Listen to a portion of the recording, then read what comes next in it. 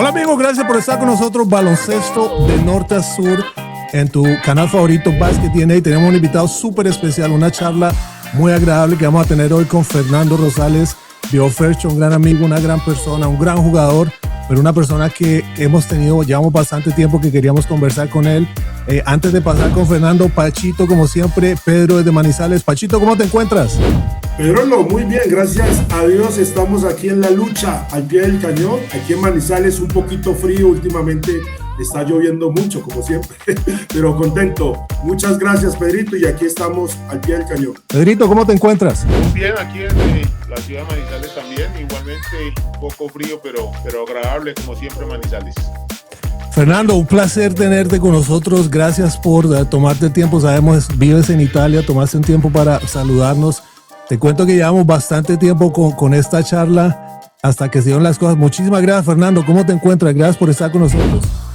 Muchas gracias a ustedes. Claro, me siento muy contento, muy feliz de hablar con ustedes.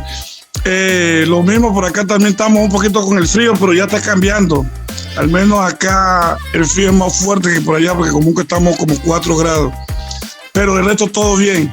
Soy muy contento, muy feliz de estar en este momento con ustedes, hablando con los viejos amigos. Gracias, BioFercho. Bueno, la verdad, muchachos, que la cantidad de preguntas y temas que tenemos son muchos. Fernando Rosales, para las personas del medio baloncesto, que de pronto para los muchachos jóvenes que no lo alcanzaron a ver jugando, Fernando, jugador de Tumaco, ya vamos a hablar más de eso, un jugador que muy fuerte, Pacho, Pedro. Fernando, uno de esos jugadores con explosividad que me atrevo yo a decir, y ya entramos más en detalle más adelante, pero yo me atrevo yo a decir que en el baloncesto colombiano pocos jugadores que han tenido la fortaleza que ha tenido Fernando. BioFercho, ¿por qué no nos cuentas cómo empezaste a jugar, cómo se dio todo el baloncesto en tu vida, cómo llegó el baloncesto a tu vida? Bueno, eso es una cosa, o sea, para mí muy bonita, pero la cuestión es que primero lo hice porque, como por decir, por necesidad, porque quería salir de un momento negro que tenía en mi vida, que estaba demasiado muchacho. Entonces, por medio de un profesor de allá de Tumaco, que él era como un de Buenaventura y vivía en los Estados Unidos, y llegó de profesor de inglés, ¿ya? Y él se fijó en la cuestión que me dijo, ya no vienes a jugar, que esto te puede gustar y toda esa cosa. Y yo tenía un momento negro en mi vida porque se me había muerto mi madre, estaba muchacho y estaba yéndome como por un mal camino. Y me agarré del baloncesto propio como si fuera mi salvación. Y de ahí empecé propio, en Fati, la primera vez que yo fui a la selección Nariño, yo nunca fui convocado, yo me presenté porque yo quería jugar baloncesto, ¿ya? Y yo no daba en teoría yo no daba la talla. Y me estaban regresando. Y yo le dije al profesor que me diera una oportunidad, que me diera 3 meses, 6 meses y viera. Y yo esos 3 meses entrenaba como se dice, como un caballo, mañana, tarde y noche. Y él me vio y dijo, sí, este muchacho vamos a tenerlo. Hicieron un sacrificio y me tuvieron allá. Y desde ahí yo partí en las cuestiones del baloncesto, que para mí era alma y vida, que yo sabía que por ahí podía salir y ayudar a mi familia, porque sinceramente en los momentos, como te digo, eran unos momentos negros de mi vida. Ya no éramos 4 hermanos, se murió mi madre, nosotros vivíamos juntos y nos tocó dividirnos. Ya entonces era una cosa fea. Yo me quedé con mi hermano el más pequeño, que también jugó baloncesto conmigo siempre, que los amigos lo conocen porque lo llevaba para todas las partes. Y por medio del baloncesto pude hacer muchas cosas y lograr tantas cosas bonitas en mi vida. Y una de esas eran que conocerlo a ustedes, compartir con ustedes como pude conocerlo y pude compartir con muchos de ustedes. Fercho, realmente es un placer tenerte aquí. Tú eres de los jugadores de baloncesto que más historias tiene. La persona más convencida en sí mismo. Creo yo, conozco muy poquitas personas que confían en él mismo, en su fuerza, en su talento y en su mentalidad. Fercho, yo nunca había visto, o he visto muy pocos jugadores de la capacidad física, atlética como Fercho. De pronto un Juber Inestrosa, un Abimael Palacio, un Lucho Murillo, de pronto un Fidel Lozano, jugadores que físicamente son demasiadamente fuertes. Andrés Ibargüen, de pronto, ahora último el profe Tello, que tiene una disciplina muy buena. Pero Fercho, de lo que nosotros decimos, ahora le dicen máquina, nosotros le decíamos caballo. Fercho era un caballo. Fercho, ¿cómo hiciste, aunque genéticamente te beneficia tu contextura, tu biotipo, cómo hiciste para mantener esa capacidad física y atlética que te veías rayado siempre? Pachito, como te digo, yo me casé con el basquetbol porque yo decía que esa era mi salida. La autoestima era una cosa que me enseñaron cuando estaba en la selección, porque nosotros teníamos muchas citas con los psicólogos y no era porque el profesor decía que era bueno en las cuestiones para poder manejar ciertas cosas que de pronto la gente no estaba acostumbrada, como estar viajando. Tú sabes, cuando la gente está viajando, a veces le dan alguna cosa, la misma gente le piden autógrafo, porque en ese tiempo era autógrafo, porque no existía el teléfono para hacerse la foto, ¿ya? Entonces, la autoestima nos la daban ellos, porque sí, como decía un profesor mío, si usted no cree en usted mismo, ¿quién es el que va a creer en usted? Entonces, yo creía en mí. Yo cuando me miraba a veces en dificultad, porque me acuerdo mucho que cuando fue a jugar el primer nacional, ya, yo me encontré a Mauricio Gutiérrez, que lo conocen creo todos, ya, y él era la estrella máxima, no solo de Antioquia, sino desde el campeonato, ya. Entonces, pero yo dije entre mí, viendo como estaba siempre uno siguiendo la NBA, decía, con entrenamiento fino, a la fina, como ustedes miraban que yo me entrenaba propio hasta la muerte, ya, no voy a llegar, pero al menos si no llego, pruebo, que es lo que yo fino ahora se lo inculco a mis hijos, que no está decir nunca que no, o que no pueden, que prueben y que den su máximo, y si no se puede, entonces ahora pueden decir no pude, pero si no lo intentan nunca van a poder decir no se pudo. Eso es, Fercho, así como siempre te conocimos de esa manera, siempre eras alguien que se dedicaba a hacer su trabajo extra que llamamos fuera de la cancha. Te ibas al gimnasio, te ibas a la pista, te ibas a la cancha a hacer lanzamientos en esas horas que mientras otros descansaban tú estabas trabajando, y ahora ya nos damos cuenta, pues coge la parte psicológica que te inculcaron desde pequeño. ¿Cómo fue esa llegada tuya cuando ya te llegas a Sabios? ¿Cómo haces para llegar a Sabios? Ahora te digo, yo cuando empecé a jugar, después del primer junior ese que te digo que jugué en Río Negro, que decía yo, debo entrenar porque yo tengo que llegar. Al segundo año jugamos otro ya juvenil, que yo era junior, y empezaron a llamarme ya los equipos de afuera. El mismo don Oscar me había dicho que eran de tiempo que andaban atrás mío, pero en Nariño, porque en Nariño me tenían una especie de como decir, monumento nacional. Ellos, lo que yo, o sea, no lo que yo pidiera, porque no es que me pudieran dar, o sea, pero para el baloncesto era mucho, ya. Solo por tenerme allá, no me pasaban el teléfono, me llamaba Bogotá, me llamó Cundinamarca, me llamó el mismo Antioquia, y a mí no me hacían hablar con nadie. En ese tiempo, como vuelvo y te digo, no existía el celular, ya tenían que llamar a la liga, hablar con ellos, y ellos no me dejaban salir, no me dejaban ir para ninguna parte. Cuando yo vine a conocer siempre Primavera Sabio, fui antes a Bogotá, ya, a Cundinamarca, a ver otro equipo, pero a mí no me gustaba, no, porque, o sea, Sabio lo que más me gustó era porque es una ciudad pequeña como Pasto. Y en la ciudad pequeña uno, o sea, me adaptaba mucho mejor. Entonces, como yo fui a un torneo en Popayán, y allá estaba Luis Murillo, estaban todos los caballos, en ese torneo me gané los 3 trofeos, pues como dice, más preciado, me lo gané creo todos 3 yo, que las tanto en parte que fue de mejor jugador, de mayor encestador y de revelación del torneo, porque yo tenía 17 años, 18 años estaba cumpliendo ahí. Ya, entonces ahí entró en contacto directamente con Perea, ya que me invitó para allá. Yo estuve una semana cuando estaban todavía jugando Mitchell y todos los Sabios, estaban terminando el torneo, y me gustó el ambiente. Y así, una especie como en Estados Unidos, cuando llevan a conocer la universidad para ver cuál les gusta a uno. Y yo cuando fui a Manizales me gustó. Y acepté la propuesta de don Oscar, ya, y yo era muy contento por eso, porque decía yo igualmente de esos profesionales en ese tiempo que uno no sabía muy bien, profesional me cambia la vida porque voy a jugar profesional. Claro, claro, no, sí recuerdo, importante ese cambio. Oye, Fernando, ¿cómo te parece que yo tengo unas memorias muy específicas, unos recuerdos muy específicos que solamente tuve la oportunidad de estar un año, pero en ese año pude conocerlo a todos ustedes y aprender muchísimo de todos ustedes? Fercho, de ti me acuerdo, hay dos anécdotas que tengo que me llaman mucho la atención, que hablan mucho de tu profesionalismo.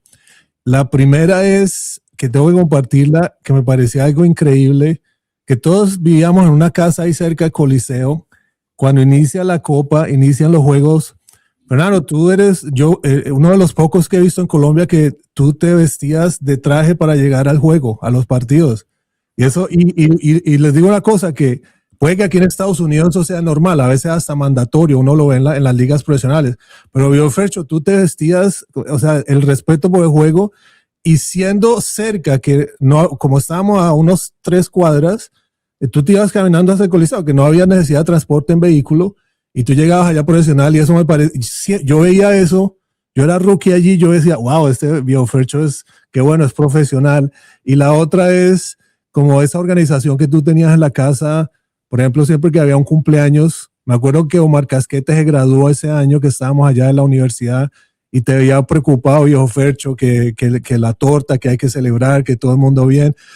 Ese tipo de profesionalismo y ese liderazgo siempre lo tuviste contigo. Háblanos de eso, viejo Fercho. ¿Cómo llegaste? ¿De dónde sale todo eso? Sí, eso sale desde que yo ya estaba en Pasto, ¿no? Yo cuando llegué a jugar a Pasto, ya empecé, como te dije, que primero a mí no me llamaron y después empecé a jugar. Subí el nivel rápido porque te digo, yo desayunaba, almorzaba y merendaba baloncesto. No existía otra cosa en vida mía. Ya, si muchos bien saben a que los amigos saben que yo no tomaba, yo el alcohol no lo olía ni siquiera, no, o sea, me gustaba esa cosa. Y en Pasto, ya miraba, allá, siendo que es un clima frío, venden muchos de estos vestidos elegantes. En ese tiempo, como si tú mirabas la NBA, Michael Jordan, aunque si en ese tiempo que yo jugaba baloncesto, Michael Jordan no era mi preferido como jugador, ya porque yo era más hincha. Yo inicié a jugar en los 90, pero en los 90 todavía jugaba el Maggie Johnson, que estaba cosas así, miraba los... pero Michael Jordan me gustaba porque se vestía siempre elegante y se miraba muy bien, como dice el otro. Y yo miraba en Pasto que venían unos vestidos elegantes, pero no eran así como los de allá. Entonces llegaba y los mandaba a hacer como yo quería y me gustaba. Ya lo hacía diferente y me gustaba vestirme elegante y llegar siempre así elegante al Coliseo porque me sembraba, como yo decía, me sembraba profesional de todas las formas. Ya, como yo decía, llego como profesional, que me comporto como profesional, pero el fundamento de todo era que me pagaran como profesional, porque de eso se trataba, ¿no? Ya, eso era una de las cosas que yo inicié así. Lo de los cumpleaños, los amigos así, detallistas, era porque nosotros teníamos también un grupo muy bonito en Pasto, porque después de que yo cogí un poquito el liderazgo allá y empecé a jugar y empecé a alimentarme fuerte, empecé a hacer un cambio también allá. Y empecé a llevar toda la gente de Tumaco, o la gente, no porque eran de Tumaco, sino que la gente que jugaba baloncesto, que podíamos hacer algo, ¿ya? Y siendo, como tú dices, tratando de ser un líder, trataba de que la gente no sintiera la lejanía de su ciudad, de su familia. Entonces, cuando era un cumpleaños, cuando era una cosa, tratábamos siempre entre los amigos de comprar una torta, de comprar un regalo y de estar presente. Cuando alguno tenía un problema, estábamos siempre ahí. Y cuando yo fui a Manizales, la misma cosa. Ya era una cosa bonita. Por eso nosotros hicimos tan bonito grupo, porque todo, por ejemplo, nosotros llegamos con Abimael, con Richie, con Eric, ya que fueron de los primeros que llegamos ahí. Después llegó Pacho, Pedrito y todo. Ya, y nosotros llegamos con esta... Haber también. Haber también llegó también en ese año. Y éramos así como cuando veníamos de allá, ¿no? Un grupo, lo hicimos bonito, porque otra cosa, cuando nosotros empezamos a jugar nacionales, que nosotros llegamos con Nariño, una cosa que sí tenía el Valle, y ellos lo saben bien, es que el Valle no se sentaba con nadie. Ellos no hablaban con nadie. Ya ellos eran, o sea, el Valle llegaban, por ejemplo, llegaba, se sentaban allá, aparte de todo el mundo. nosotros los de Nariño éramos muy amigueros. Nosotros llegamos y empezamos a hablar y a revolvernos. Y una vez estábamos hablando con los del Valle y me acuerdo bien que estaba Jorge Cárdenas.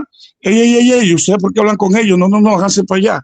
Y yo, vea, pues, y nos sacó. Pero yo digo, bueno, después del tiempo, aunque eso cambió, porque, aunque te digo, la forma, nosotros sí la transmitimos un poquito a casi a todo el mundo.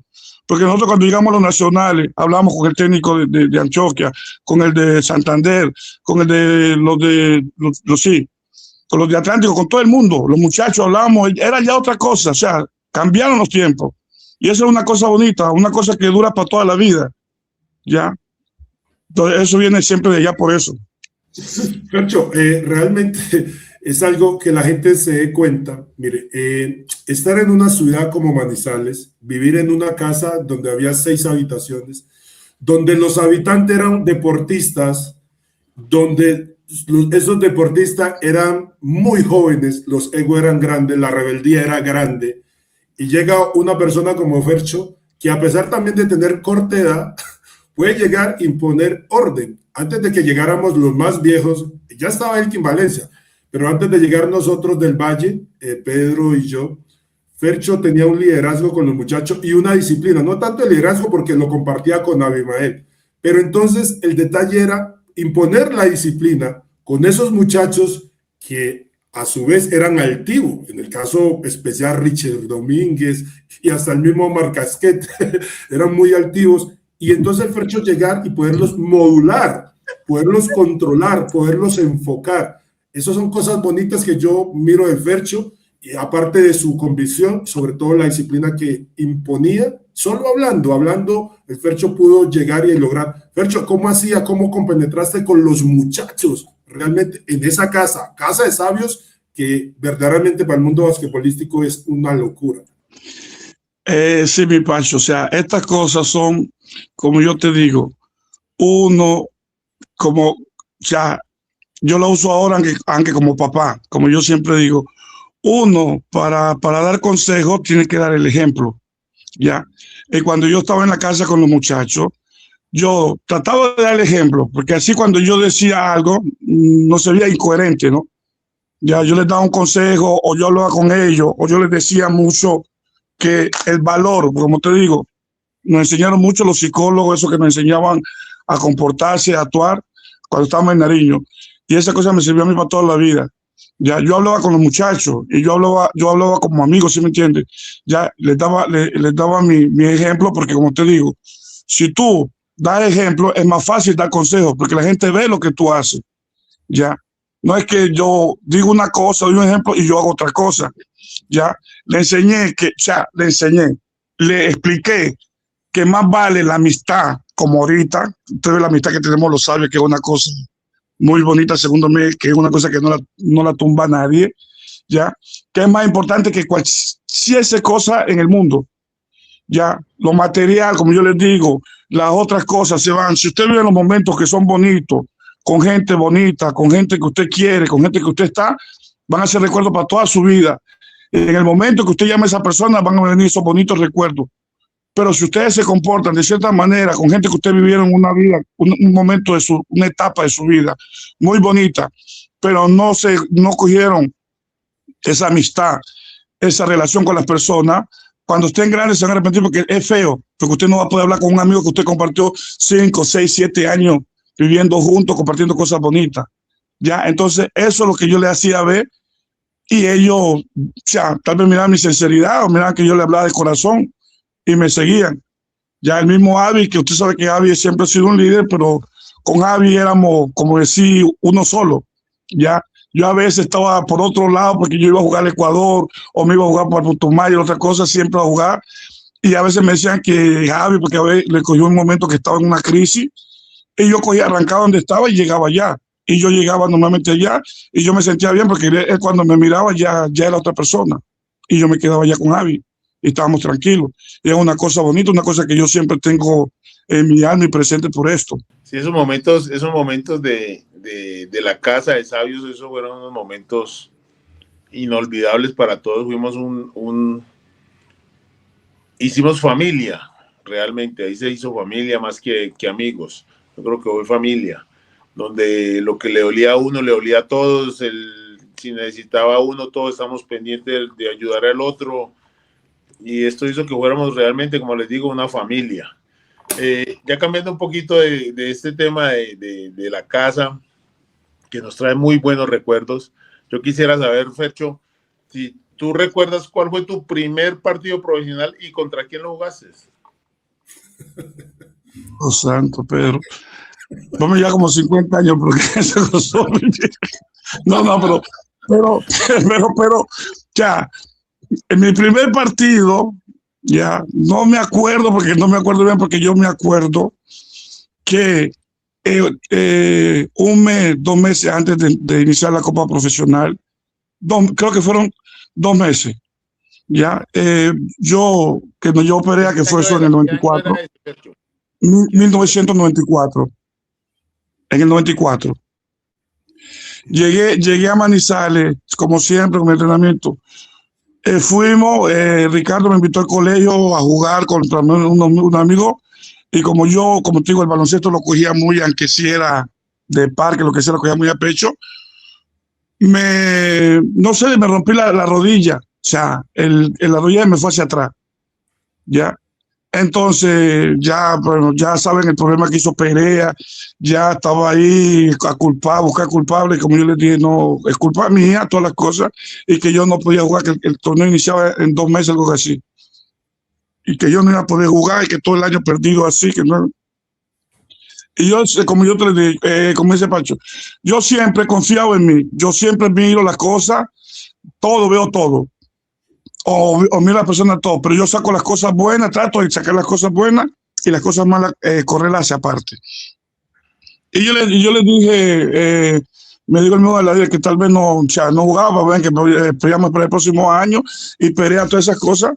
Y yo le dije, no, ¿por qué? O sea, ahí sí dije así, si Michael Jordan se rompió también y regresó más fuerte que nunca.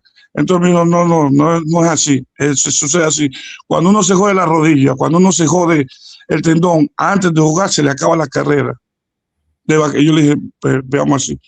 Yo me levantaba todas las mañanas a la piscina, ya después que me vio el médico Osorio, ya que me dijo, no, porque aquí sí toca hacer una operación, si no.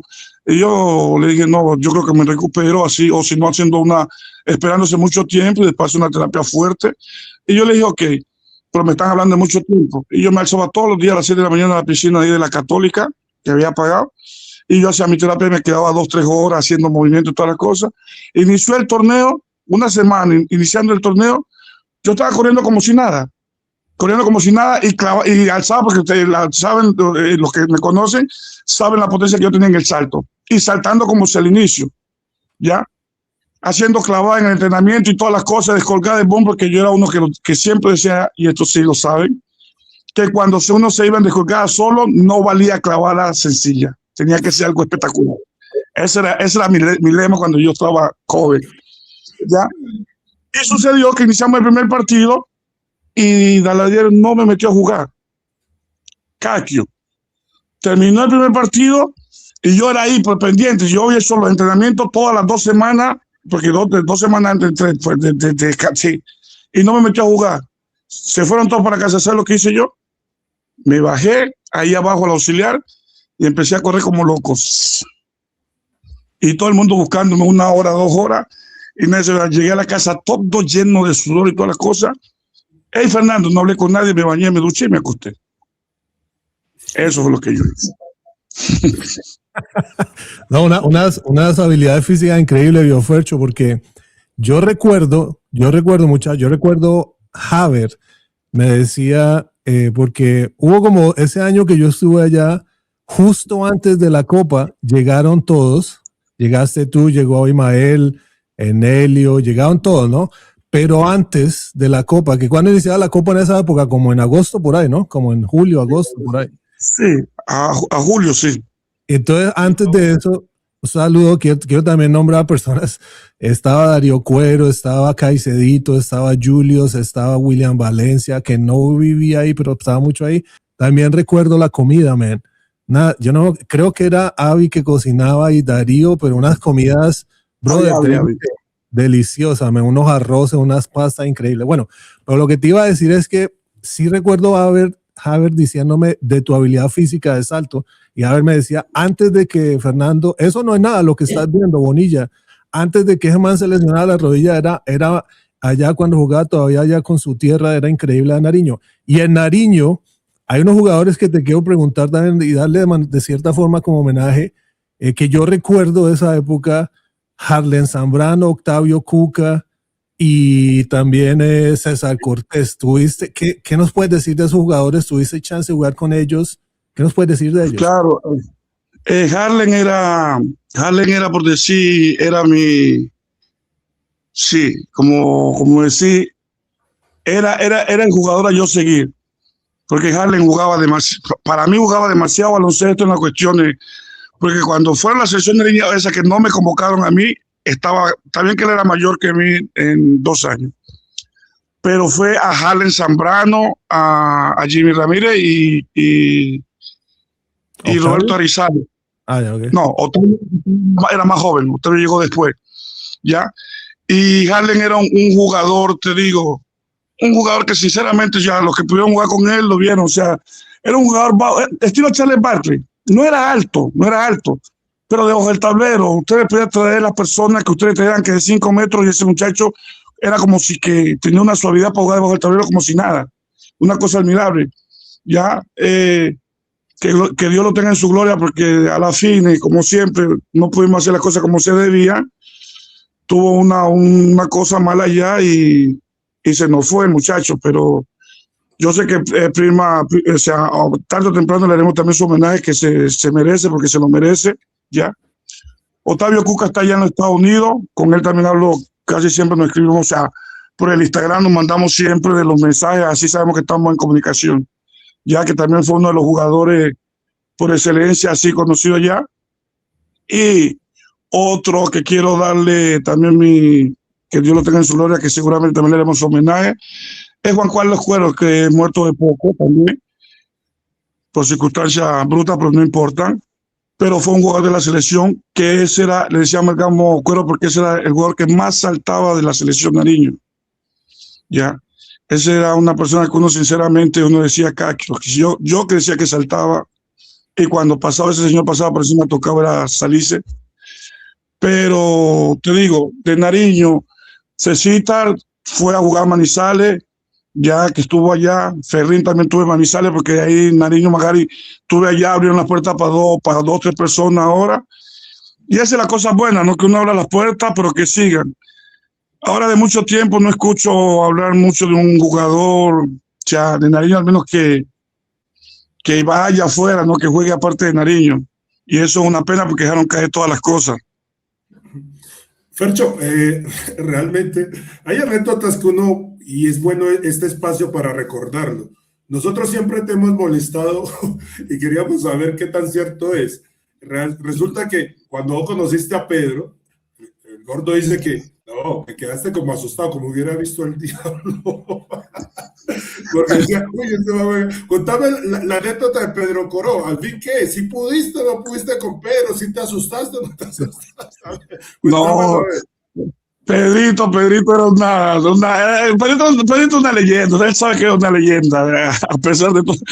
Nosotros, yo cuando fui a jugar la primera vez con Pedro tenía como 16 años y me hicieron jugar sí, prácticamente con los mayores de Cali. Yo lo vi a Pedrito y yo dije, cacho, Dios santo, yo creo que este me va a matar acá, como no, decía yo. Y 15 después de un rebote, porque cuando jugaba en la selección se ponían a jugar, jugaba siempre de poste, y que un rebote y dije, bueno, eso lo muevo, ¿para dónde? Ni aunque un milímetro. Y lo bruto es que él no estaba haciendo ni fuerza. Y yo dije que con toda la fuerza de empujar y no lo tocaba. Otro, ahorita que juega Pedrito, escúchame que lo meta ahí, fue Enelio. Yo no sé si Enelio, un gringo, lo que tuvo allá, le regaló unos zapatos porque íbamos ahí a un rebote, cuando jugando con la juvenil, y yo voy a saltar y bajo la cabeza y veo un pie que llega casi a la mitad de la otra cancha. Y yo me quedé viendo el pie, dije, al menos en un 65. Y yo me quedé viendo el pie, como asombrado. Saltaron con él y yo me quedé viendo el pie. Y el profe, hey, ¿qué te pasa? ¿Qué te pasa? Y yo, no, nada, profe. Y le fue a decir al muchacho, pero Simón, ¿cuánto calcio? Mira, le viste el pie ese a Enelio, tiene un zapato como 65. Pero no, de las buenas cosas con Pedrito, ya que Pedrito después, ya cuando yo empecé a jugar profesional, ya lo conocía a Pedrito y todo, ya, él sabe que yo lo jodía mucho, porque lo jodía mucho, ya, pero era una persona siempre simpática, ¿sí me entiendes? Una persona que, como digo, como dicen acá, que se hagan querer, ya que no son, porque a veces usted sabe que en ese tiempo, todo eso te digo, cambiaron muchas cosas. Llegaban los jugadores, ¿sabes? Los viejos, y querían coger y, como decir, manipular a los jóvenes. Tú me haces esto, tú me haces esta cosa. Y entre nosotros nunca sucedió eso. Ya, porque eso es una cosa bonita. Cuando llegaron Pacho, Pedro, que después llegó Enelio, ya fue una cosa porque se adaptaron muy bien al grupo. Si bien que uno estaba siempre pendiente de ellos, porque para que se sintieran bien, uno hacía como la directiva, ¿no? Ya, para que ellos se sintieran bien, también uno sí, bueno, mío, ¿qué sirve o qué cosa, ¿no? Para que estén ahí. Pero son de la gente, como te digo, el Pedrito, parece que una vez se la clavé en la cabeza, pero no. Es una cosa muy simpática. Él sabe que no es, el cariño es muy grande por eso. Sí, realmente pasamos muy bueno ahí en Sabios y compartiendo entre todos. Una de las otras cosas que me acuerdo, la anécdota de que estábamos hablando con Pacho, era que era una cosa extraña que cuando estaba en Nariño, a mí no me hacían ir al gimnasio, el profe no me dejaban hacer pesa.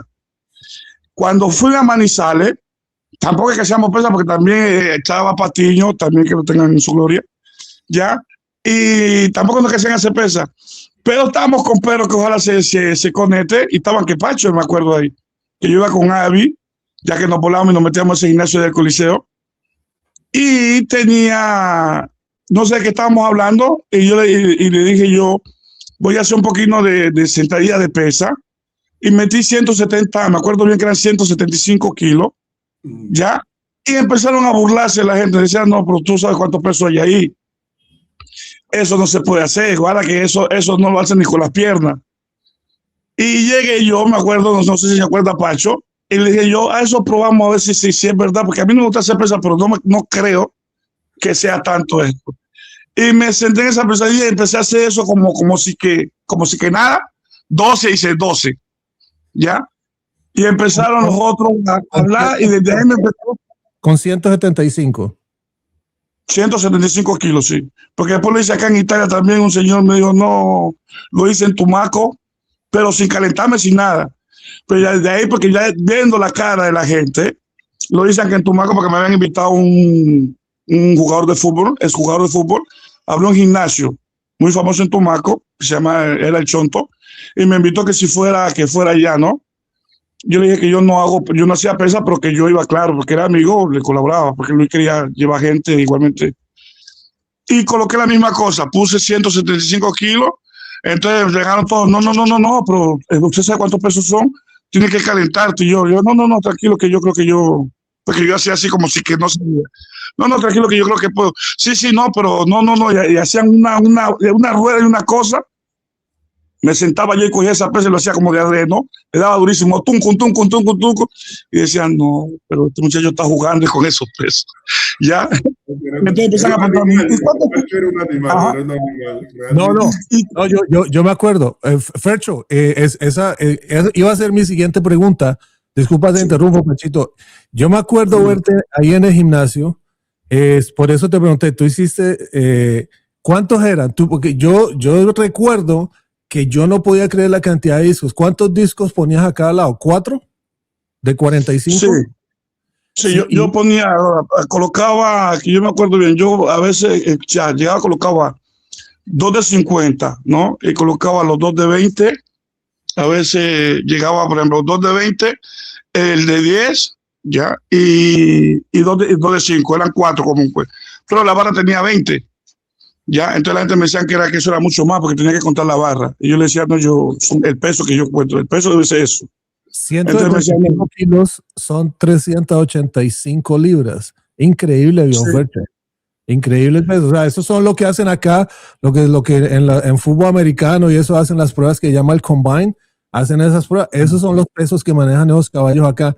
Yo recuerdo verte, viejo Fercho, yo recuerdo, y también me causaba impresión, tenía mucha fuerza en tu espalda, también hacía unas repeticiones fuertísimas, increíble eso, pero eso tuyo, ¿eso fue, siempre tuviste como fuerza natural o eso lo desarrollaste hasta que llegaste allá?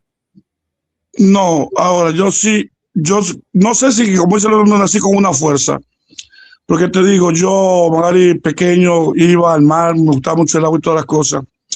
Pero cuando yo tenía 13 años, me acuerdo bien, Pacho, que debe saber cómo es Tumaco, yo acompañaba a mi padre, era pesquero, ¿no? Porque primero tenía barco, tenía lancha, después se acabó todo porque el manejo era malo de él, era fiestero natural. Y entonces, cuando él iba, sabe que ya cuando se llega a las playas se sacan los motores, que son los motores 40, que eran unos Yamaha. Ya, entonces lo cogían en el coso y lo sacaban y tenían que dejarlo afuera y todas las cosas. Y en la mañana cuando se salía tocaba recogerlo. Entonces ellos contrataban siempre a uno o dos señores. Ya, entonces una mañana yo fui con mi padre. Entonces dijo, no vino el señor a recoger el motor, que tiene que metérmelo ya en la lancha porque tenemos que salir temprano y todas las cosas. Y le dije yo, papi, se lo llevo yo. Entonces dijo el amigo de él, ¿qué va a poder usted, mijo, con esas cosas, mijo? Hágase para allá, espérese, deja hablar con los hombres, serio. Entonces mi papi lo quedó viendo, el señor le dijo, oh, llévelo, mijo.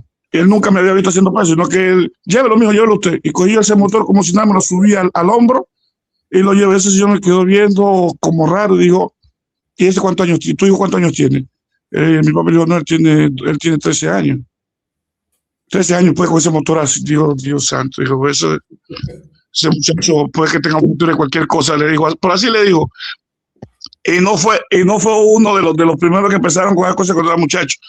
Porque en la casa, cuando hicimos un trasloco, que a la casa de mi tía me le estaban llevando unas cosas, entonces nos daban de los dulces, y yo estaba todavía mucho más pequeño. Nos daban de los dulces, ¿sabes? Para comprar los helados y las cosas así, para que le ayudáramos a cargar las cosas. Entonces con los muchachos, todo el mundo cuidaba, no, cojamos acá este pedacito, cojamos acá. Había una nevera, entonces sí, no nos dejen eso ahí para que la llevemos entre tres, decían otros, no la llevamos porque eso es delicado. Y les dije yo, no se la llevo yo. Y la gente, no, sí, eso es Superman, que no es que no es cuando. Y cogí yo esa nevera, la alcé y la llevé. Y créeme, en el barrio eso es un puente, toda la gente se asomaba a la ventana a verme que yo cómo llevaba esa nevera. Y decían, pero ese muchacho no es normal, decía. Y le llevé la nevera, hablando que son como 300, eran como 300, 400 metros. Aquí la llevé, la alcé, me la coloqué así como de lado y con la mano abajo. Y la llevé y todo, donde iba pasando se asomaban por la ventana y los muchachos haciendo bulla. ¿Sabes cómo son los muchachos? Y yo con mi...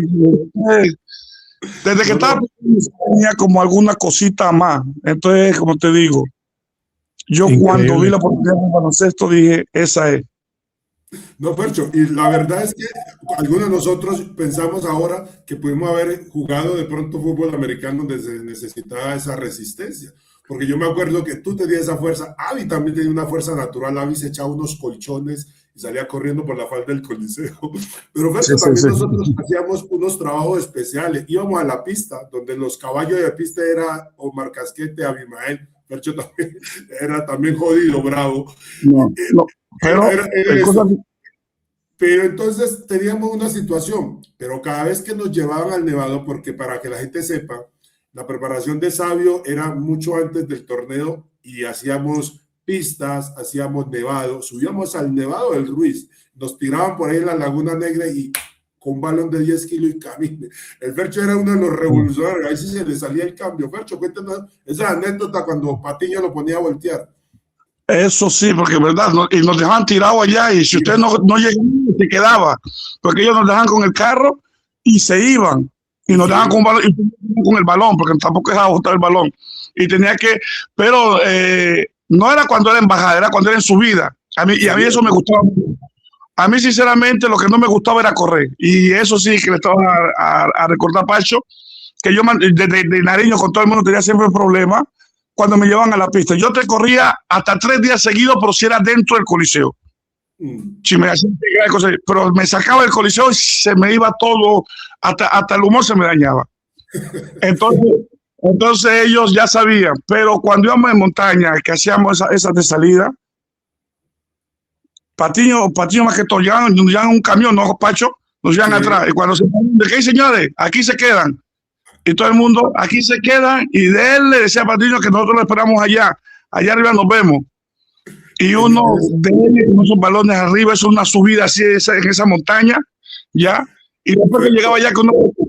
Ahí te interrumpo. En esa época, para los que de pronto no conocen, en el Nevado del Ruiz había una vaina que se llamaba el Refugio La Bandera.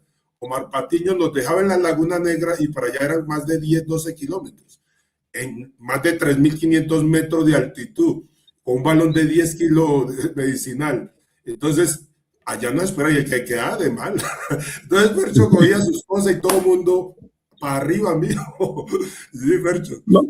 Y te cuentan que una más bonita, esa no la hacían en Pasto, en una sabía que se llamaban por allá, no me acuerdo cómo que se llamó esa, y nos dejaban, ya, el profe sabía, el profesor Roberto Angulo, él me conoce, él sabía que a mí no me gustaban esas cosas. Y yo ya iba ya dispuesto desde el día anterior con esa cosa. Y nos dejaban en una parte y nosotros teníamos que irnos también corriendo allá, que eran como 2 horas y media, y después de allá regresarnos otra vez. Ya, yo como ellos ya sabían y ya me conocían, arranqué, no hice ni a 200 metros, iba pasando un taxi y me cogí el taxi. Le llegué a la cima y me regresé en una moto de un amigo también, porque yo me quedé 100 metros, 200 metros, pero ellos ya me habían visto, eso sí, porque ellos saben que yo no soy así de rápido. Ya, y yo me había quedado y ya me habían visto que había llegado. Y me regresé cuando estábamos, porque yo pensé que habíamos terminado. Entonces, cuando dijeron, ok, ya, tomen agua, se reposen, ok, 10, 15 minutos, hacemos ejercicio, 2 movimientos, estiramientos y nos vamos al Coliseo. Y yo, ¿cómo? Sucede también, profe. Sí. El ejercicio es ese. Llegamos hasta aquí y acá nos regresamos, que para el Coliseo es más cerca. Y yo arranqué, iba pasando fatalidad. ¡Ey, Fercho, en una moto! ¡Ey, mijo! Lléveme. Llegué al cruce de moto, pero le llegué frenteado y le dije no. Porque a veces yo veía que, como dice Pachito, todos esos que corrían en la pista, que eran unos atletas, llegábamos a la cancha a correr y se cansaban. Sí.